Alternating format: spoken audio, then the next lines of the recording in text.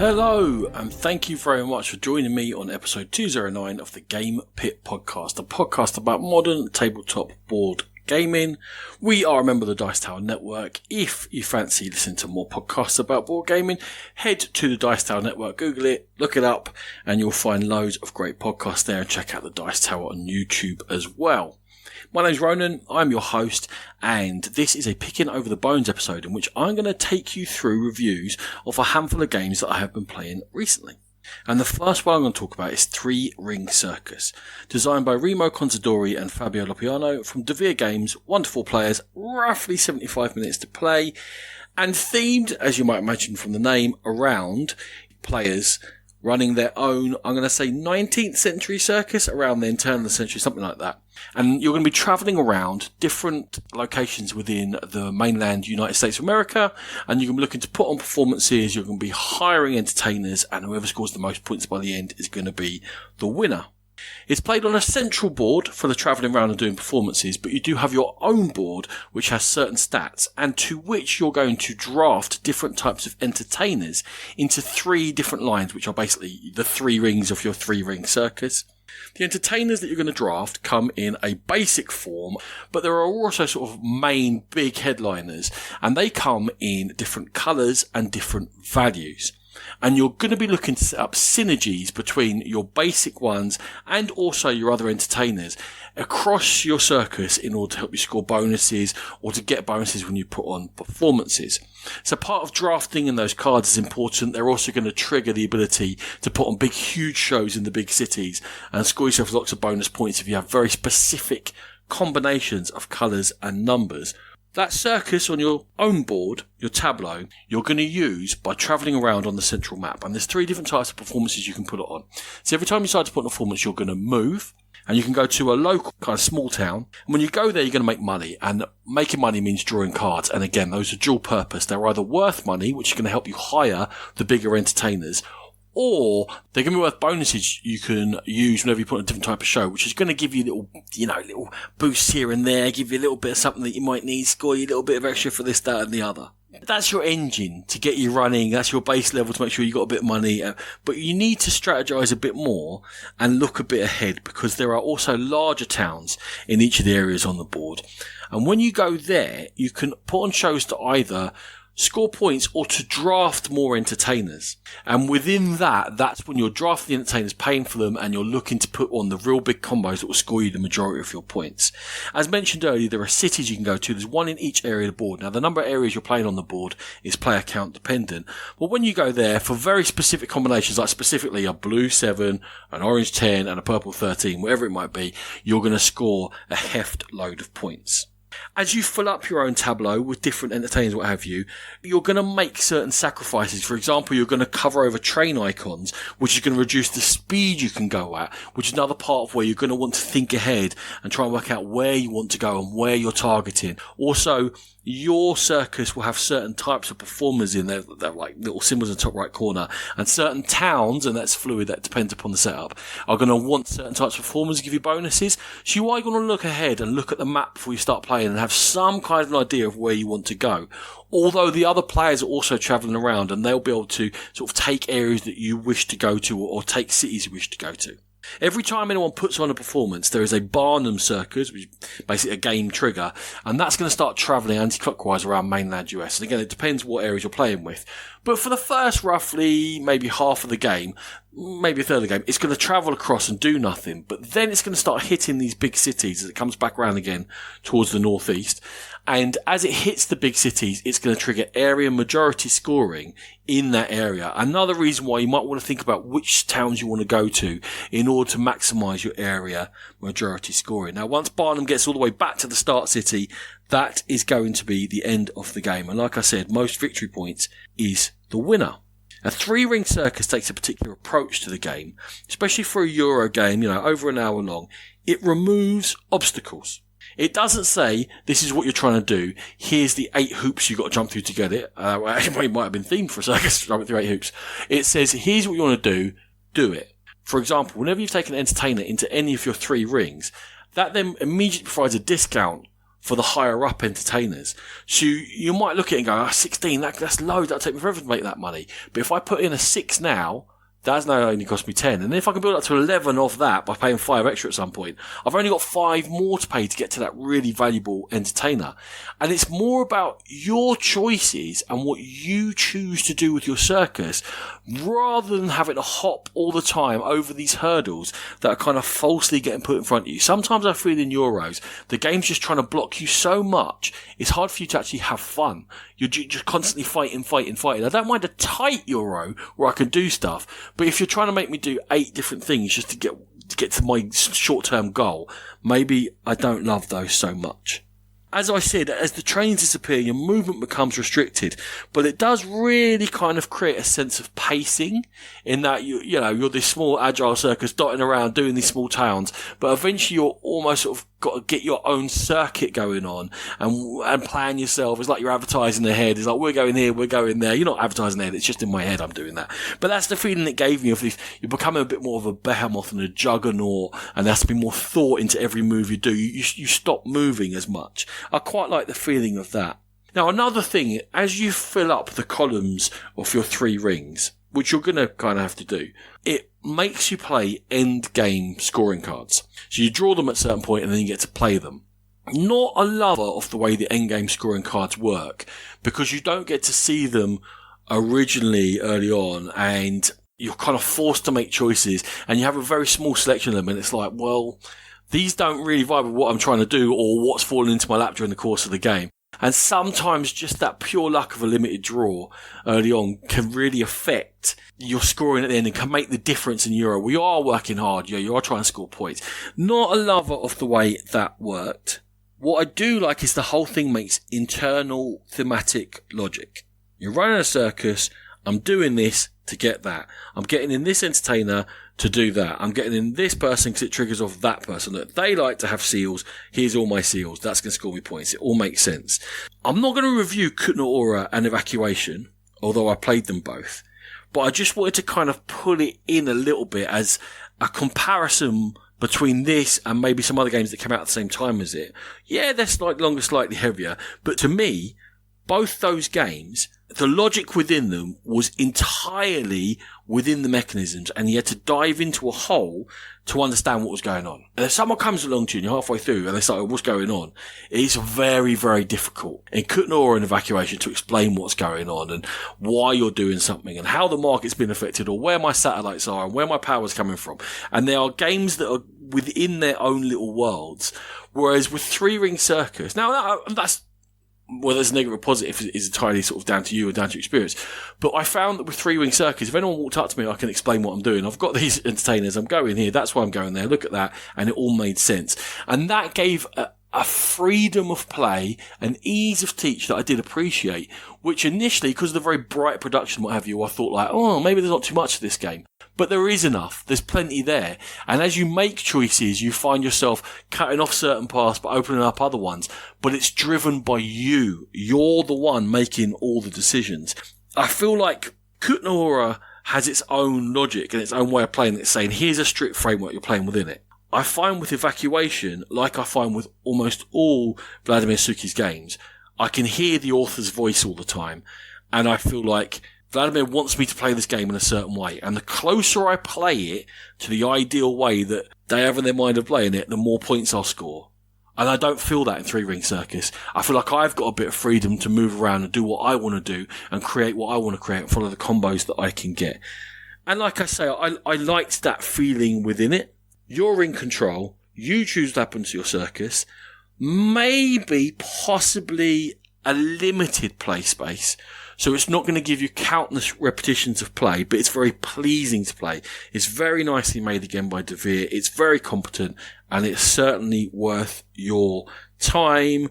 Seeing as Sean makes me give them figures, I'm going to give 3 Ring Circus a 73. Next game up is Wild Tiled West. It's a polyomino game from Paul Denon, designer of Dune Imperium. So he's got a massive hit on his hands there. It comes from Dire Wolf, same company, and 1 to 5 players takes 90 minutes. In Wild Tiled West, in the middle of the table, we're going to set up 2 boards of tiles. And the tiles are polyominoes, and they depict grasslands, and they depict buildings, and everyone has got their own town map. It's a map with sort of towns on there, very abstractly shown, their own area. And during the course of the game, we're going to roll a number of players plus 1 dice. And then everyone is going to choose a dice in sort of, drafting round in 1 round. Everyone gets 1 die. And that die that you choose is going to dictate what row or column you can take tiles from. Now, when you choose your die, you put it on the row or column. There's 2 different colours, so one's for rows, one's for columns sort of thing. And then if you take the first one in front of you, you don't have to pay an extra, but you can skip over only in certain spaces, river spaces, in order to take tiles from beyond. So there is a decision to make there. And then the tiles you're taking, you're going to put on your board, and what you're looking to do is completely cover those town areas, so like those spaces that are designated as towns, and they'll score you points every time you cover up a whole town. There are mines on the board. Whenever you surround a mine completely, that's going to score you points, but also it's going to get you more of a gold income, which will give you more choice when it comes to tiles again, because you can skip over again by paying gold. And also, certain tiles require gold to pay for them, so if you want some of the more valuable ones, you're going to have to live a little bit in. You're going to want to sort of wrangle fields. So the bigger a field, the bigger the number of points you get when you decide that you're going to wrangle it, and you mark that you wrangled it, and then you can get bonuses for doing that as well. So these polyominoes, you're trying to create fields together, you're trying to cover towns, you're trying to surround mines. You get the idea. You play polyomino games. There's sort of a twist in there in that some of these tiles come with hill bandits on them, they're called. And when you put your board starts with some as well, when you put hill bandits into play, there's also certain ones that give you sheriffs, which you can put, and you're trying to line them up with hill bandits, because then there's another resource in the game, which is bullets. And once you've lined up sheriffs and hill bandits, if you get any bullets, the sheriff can shoot and can take hill bandits out. Now, the sheriff shoots in a straight line. You're going to basically score points for having taken them out. And then within all these things you do, there are also these partner cards. Now, you get some at the beginning, but you can also get some more by getting different buildings. Different buildings, when you surround them, trigger off. Different buildings trigger at the end of the game. There's lots of different buildings you can put in as you're laying down. Now, they're nothing to do with the towns. The towns are just spaces on the board, but these buildings will have different triggers. And the way that you're trying to score your point, these buildings can help you go along a certain path. But then, of course, you're wanting the roll of the die to come in to allow you to take the correct buildings or have enough gold to have the flexibility to take them. So it's all sort of, there's lots of things for you to consider, and the partners that you've got, they might give you points for the number of hill bandits you've killed. They might give you points for the number of buildings surrounded, or mines surrounded, or towns that you haven't surrounded, or whatever it may be. So that will direct the way that you're going. It's not a long game. I say it takes 90 minutes. I think that's kind of on the outside. I think it'll get quicker than that. And certainly it feels like there's a pace to it. In these polyomino games, often, you start playing them. There's only 15 rounds. When you start playing them, you think, oh, right, I'm going to do all this stuff. What Wild Child West does is say, you can't do all that stuff. You're not going to get it all done. You have to be quicker. You have to be more focused, and you have to really decide what you're going to do. And that can take you back when you play for the first time, because suddenly you'll be like, there's 3 rounds left, I haven't done anything, because you've tried to do a bit of everything. So certainly after a couple of games when I've been teaching it, I've been like, look, you really got to focus. I know it's hard on a new game, but you got to focus. Look at your partner, decide what you want to do, look for 1 or 2 things and focus on them. If anything else falls into place, that's great. But to start with, just focus on 1 or 2 things. There is a scarcity of tiles within the game, and definitely there's a race for them. And especially playing higher player counts, if you can see that you and someone else are doing something similar and there's only one of those buildings left, it can really be like, oh, I hope they don't get it before me. Turn order can come into that. So there is a bit of luck within this, as much as you're having to work hard in order to play well. So even if you play well, you may not score as many points as another player, but if you play badly, you're definitely not going to. It's one of those games. You've got to be on the ball if to have any sort of a chance at all. It is mostly solitaire, apart from the bandits, because at the end of it's 15 rounds, but it's broken down into sections of rounds, and whoever's got the most bandits at that point is going to lose points. Whoever's got the fewest is going to gain points. That and the scarcity of tiles are probably the only interactions you're really going to have. It does take a few games to master. What I will say then is that once you've kind of got your head on it and you decide, oh yeah, I know what path I'm going to go down, the choices then become a bit limited, and then sort of the limitations of the draft come into it a little then, and you're like, see, I kind of, the ideal game that I'm trying to play is not always possible, and I am kind of in the lap of the gods.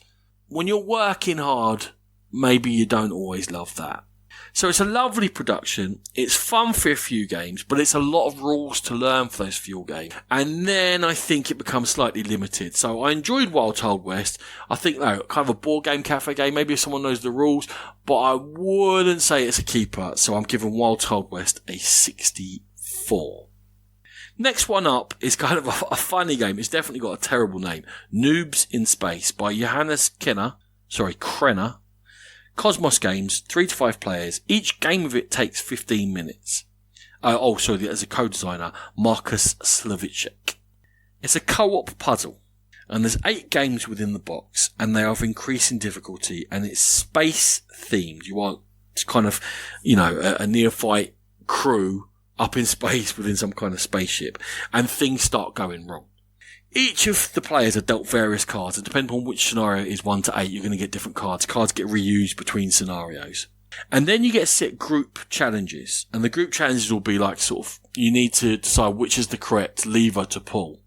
And then the game will tell you, and it's random who's got what levers in their hands, and the game will then give you a set of instructions. So, none of the levers set to the right, none of the white levers, black levers, but only if they are set to the right, no small levers, but white levers with small knobs on the top of it does count.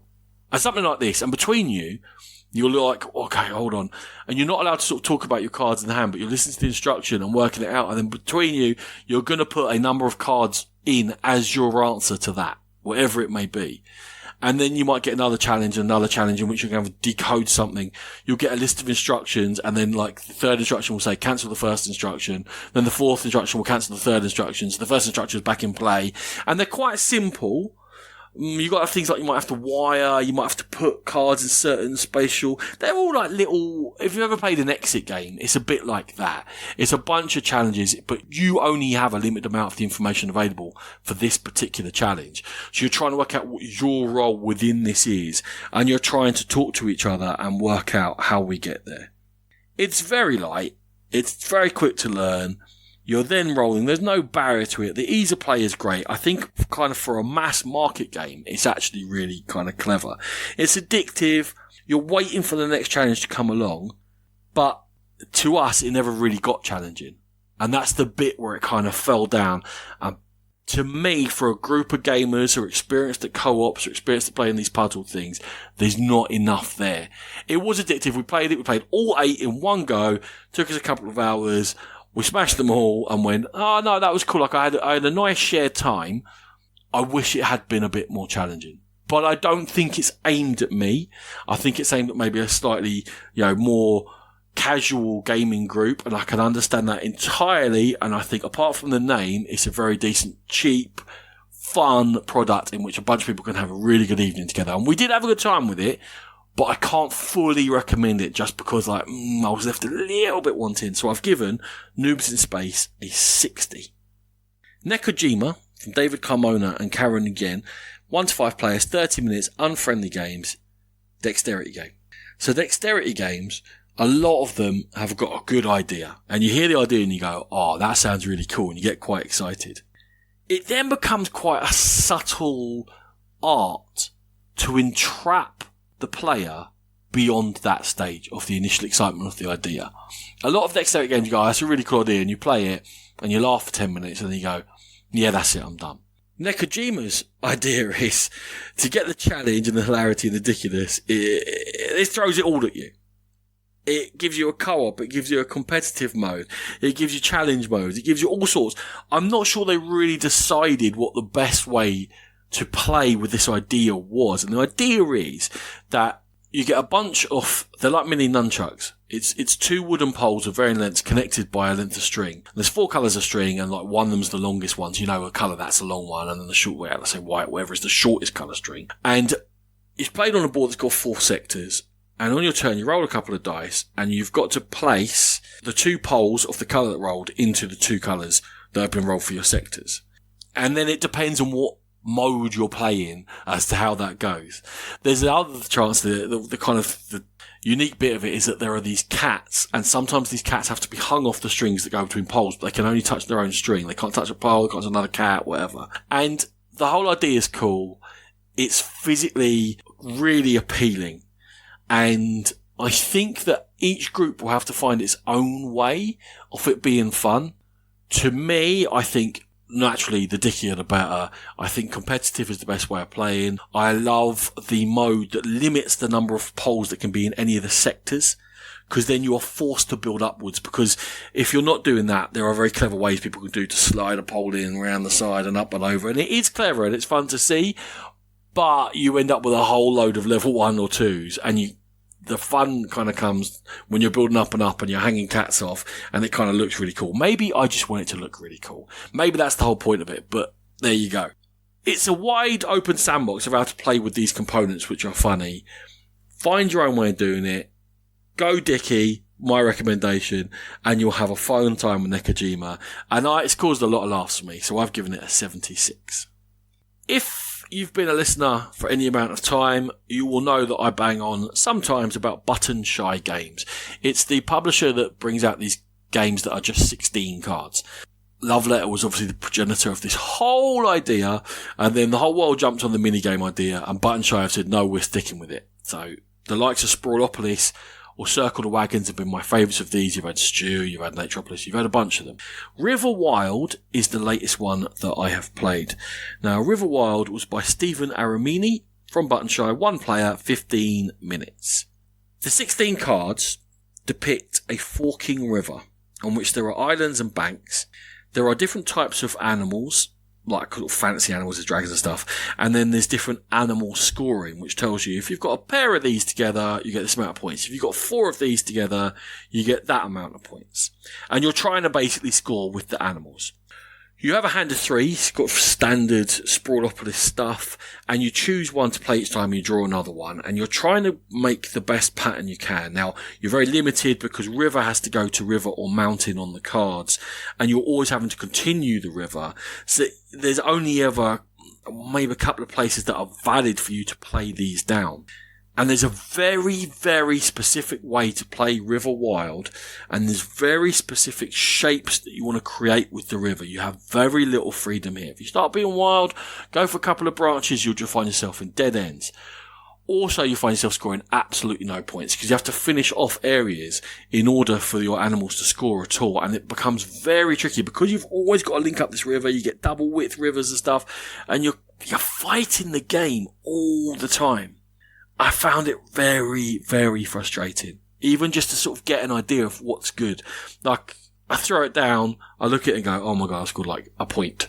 And then the next game I'm like, oh, I scored 4 points this time. And it took a while to start. Maybe it wasn't quite that awful, but it wasn't far off it.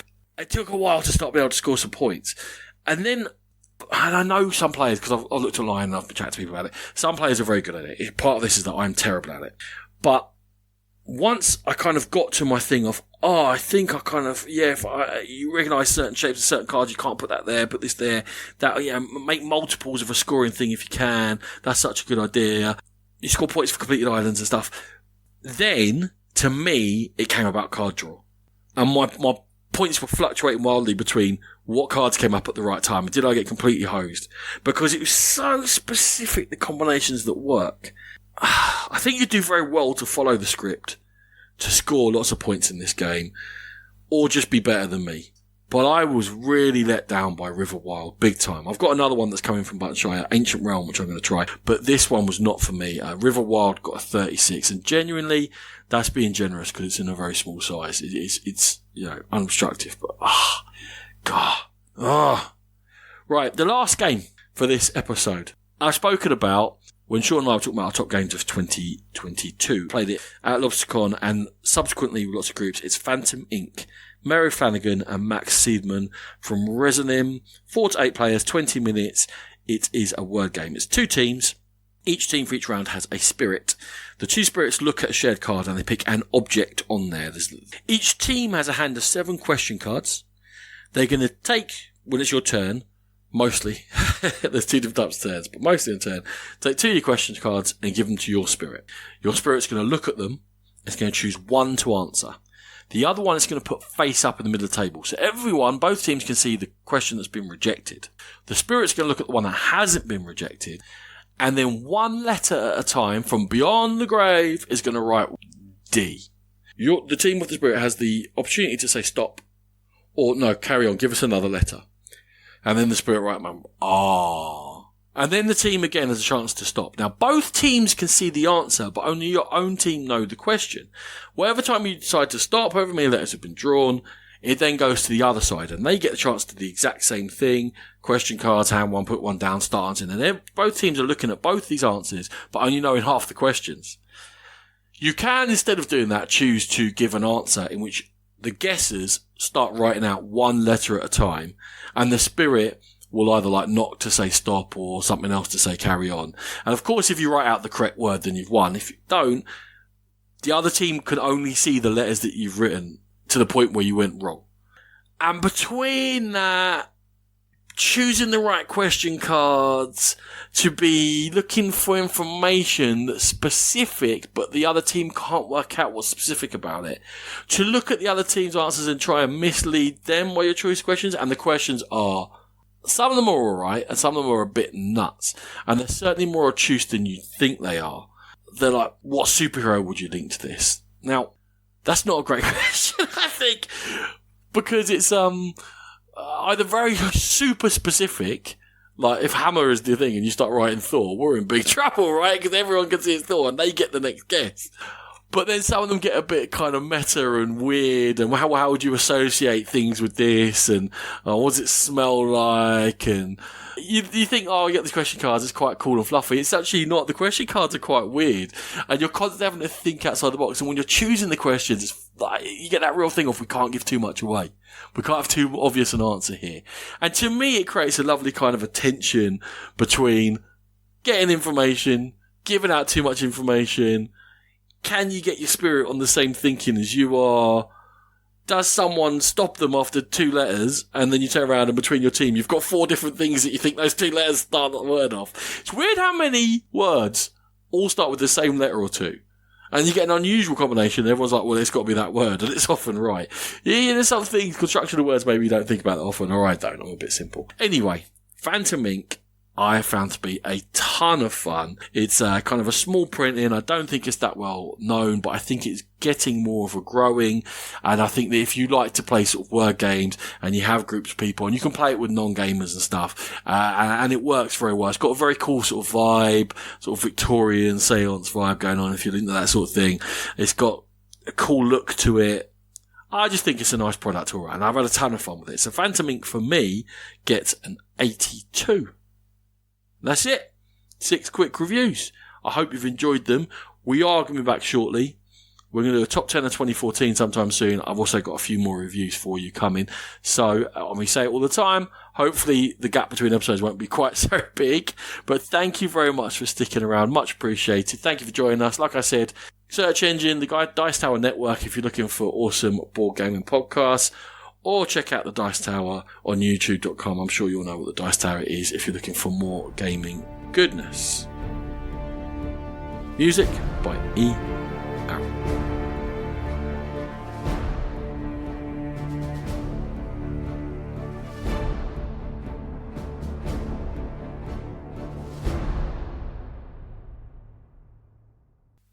Boy, boy, boy, boy, boy, boy, boy, boy, boy, boy. Boy, boy, boy, boy, boy, boy, boy, boy, boy, boy, boy, boy, boy, boy, boy, boy, boy.